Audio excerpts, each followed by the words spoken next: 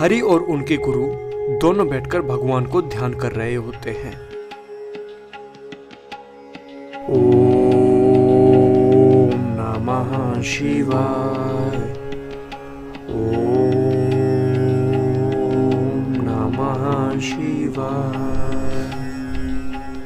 ओम नमः शिवाय।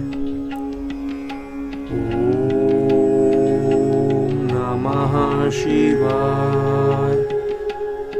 ओम नमः शिवाय।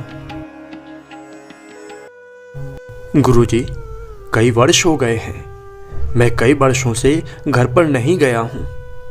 आज मेरी घर जाने की इच्छा हो रही है। जी पुत्र, अब तुम घर जा सकते हो। तुम्हारी शिक्षा पूरी हो चुकी है। जिसके बाद हरि अपने घर चला जाता है।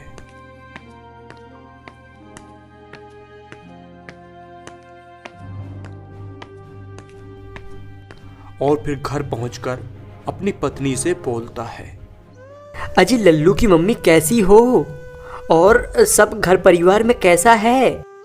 जी घर परिवार में सब अच्छा है। बस बच्चे आपका ही इंतजार कर रहे थे। हाँ पिताजी, हम आपका ही इंतजार कर रहे थे। आप कहाँ चले गए थे? कहीं नहीं बेटा, बस मैं अपने गुरु की सेवा करने के लिए गया था।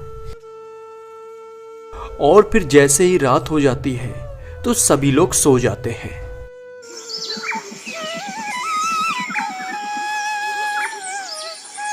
अजी लल्लू की मम्मी, तुम तो कह रही थी अगर हम गुरु की सेवा करेंगे तो बहुत धनी हो जाएंगे, पर ऐसा तो कुछ भी नहीं हुआ। गुरुजी ने तो मुझे एक कौड़ी तक नहीं दिया। तुम ही थी जो मुझे गुरु के पास जाने को बोला था, पर ऐसे कैसे हम धनी बनेंगे? मेरा 2 से 3 साल ऐसे ही बर्बाद करवा दिया। इससे अच्छा तो मैं जाता ही नहीं। कम से कम कुछ धन तो इकट्ठा कर ही सकता था ना।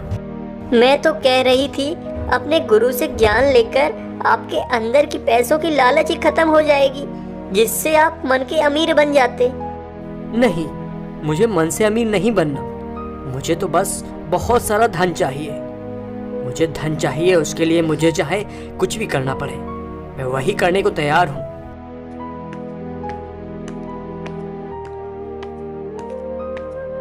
जिसके बाद रमेश वहां से चला जाता है। हे भगवान, मेरे पति को सद्बुद्धि दो। पता नहीं इसे धन कमाने की कितनी लालसा बढ़ती ही जा रही है। इसलिए मैंने इनको गुरु के पास भेजा था ताकि इन्हें समझ आ सके, पर इनको कुछ भी समझ नहीं आया, वैसा का वैसा ही है। और इधर हरि एक पेड़ के नीचे जाकर बैठ जाता है और फिर सोचने लगता है। मैंने सोचा था गुरुजी कुछ ऐसा रास्ता बताएंगे जिससे मैं बहुत धनी बन जाऊंगा, लेकिन गुरु ने तो मुझे कुछ भी नहीं बताया। मैं फिर से गुरु के पास जरूर जाऊंगा और उनसे धनी बनने का रास्ता अवश्य पता करके ही आऊंगा। हरि ऐसा सोचकर अपने गुरु के पास पहुंच जाता है और अपने गुरु से बोलता है, प्रणाम गुरुजी। गुरुजी, आपने मुझे सब कुछ सिखाया, पर आपने मुझे धनी बनना नहीं सिखाया। गुरुजी, मैं बहुत धनी बनना चाहता हूँ।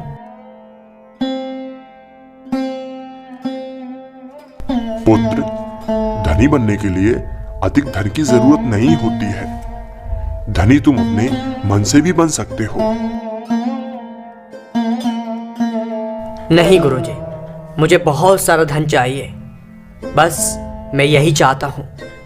और आप तो मेरे गुरु हैं, आप तो समझते ही हैं जब मैं बहुत ज्यादा धनी बनूंगा तो मुझे कितना अच्छा लगेगा। आप तो समझ ही सकते हैं। ठीक है पुत्र, अगर तुम अधिक धनी बनना चाहते हो तो ठीक है, यह लो जादुई डिब्बी। गुरुजी, मैं इस जादुई डिब्बी से कैसे धनी बन पाऊंगा? सुनो पुत्र, यह डिब्बी कोई साधारण डिब्बी नहीं है। ये मेरे वर्षों की तपस्या की मेहनत है और तुम मेरे प्रिय शिष्य हो, इसलिए मैं तुम्हें ये डिब्बी दे रहा हूं। किंतु ध्यान रहे, इसका उपयोग केवल महाशिवरात्रि की रात को ही कर सकते हो। इससे आप जो भी मांगोगे वह सब कुछ मिलेगा, परंतु इसका उपयोग किसी और दिन नहीं कर सकते हो, अन्यथा इसका परिणाम गलत भी हो सकता है। जी गुरुजी, मैं इसका उपयोग केवल महाशिवरात्रि को ही करूंगा।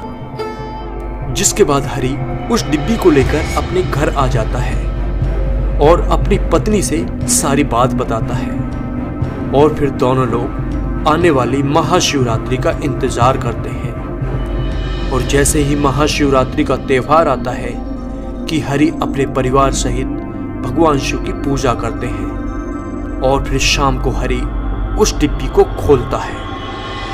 हे जादुई डिब्बी, मेरा छोटा सा काम कर, मेरे इस घर को सोने चांदी से भर।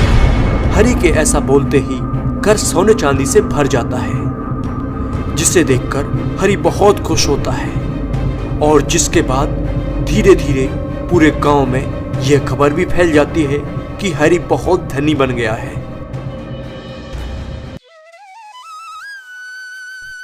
कुछ दिनों बाद एक औरत हरि के घर आती है और रोती हुई हरि से गुहार लगाती है।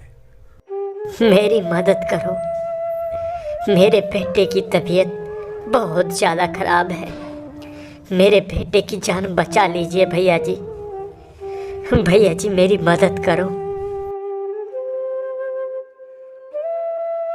अरे तुम्हारे बेटे की तबीयत सही नहीं है तो मैं क्या करूं? नहीं, मैं मदद नहीं कर सकता। ऐसा मत बोलिए भैया जी, अगर आप थोड़ी सी मदद कर देंगे तो मेरे बेटे की जान बच जाएगी। फिर मैं जल्द ही आपके पैसे वापस कर दूंगी। प्लीज़ मेरी मदद कर दीजिए भैया, प्लीज़। मुझे और कोई सहारा नहीं दिखाई दे रहा है, आप ही हो जो मेरी मदद कर सकते हो। नहीं, मैं तुम्हारी कोई भी मदद नहीं कर सकता। मुझे ऐसे गरीबों की मदद करने में कोई दिलचस्पी नहीं है। और बेचारी सावित्री उदास होकर घर वापस चली जाती है, और हरि ऐसे ही किसी भी गरीब असहाय लोगों की बिल्कुल भी मदद नहीं करता है।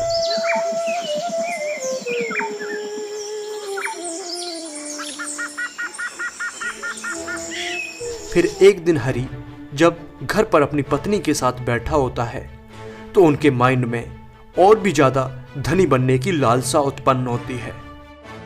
अरे भगवान, क्यों ना मैं एक काम करूं? गुरु ने जो मुझे जादुई डिब्बी दी थी उसकी मदद से मैं और भी ज्यादा धनी व्यक्ति बन सकता हूं। फिर दुनिया का हर कोई मुझसे पैसे की भीख मांगेगा, और फिर उन्हें अपने पैरों के सामने गिड़गिड़ाता देखकर मुझे बड़ा सुकून मिलेगा। ज़्यादा लालच सही नहीं होती है। गुरु ने आपको केवल महाशिवरात्रि की रात को ही इस्तेमाल करने को बोला था, और वैसे भी अभी हमें धन की क्या ज़रूरत है? इतना भी धन हमारे लिए बहुत है।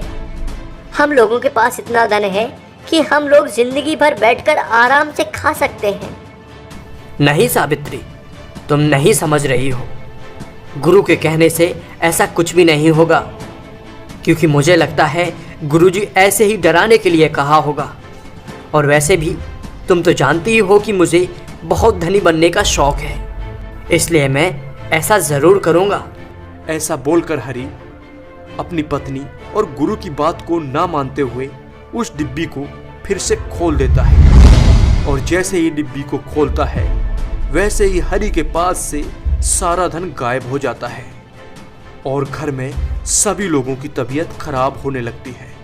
यह सब देखकर हरि बहुत ज़्यादा डर जाते हैं, और उन्हें यह समझ आ जाता है कि ज़्यादा लालच करना सही नहीं होता है, और फिर अपने गुरु के पास जाता है। हे गुरुजी, मुझे माफ़ कर दीजिए, मुझसे बहुत बड़ी गलती हो गई। मैं अधिक धन कमाने के चक्कर में इंसानियत को भूल ही गया था, और अधिक लालच के कारण ही मेरे पास से सारा धन चला गया है, और मैं भी संकट में पड़ गया हूँ। मुझे माफ़ कर दीजिए गुरुजी, आज के बाद कभी भी लालच नहीं करूँगा। जो धन है मेरे पास उसी से लोगों की मदद करूँगा, पर सब कुछ सही कर दीजिए गुरुजी। जिसके बाद गुरु अपने शिष्य हरि को माफ कर देता है और फिर सब कुछ सही हो जाता है। और फिर उस दिन से दोबारा कभी भी हरि लालच नहीं करता है और हमेशा लोगों की मदद करता है।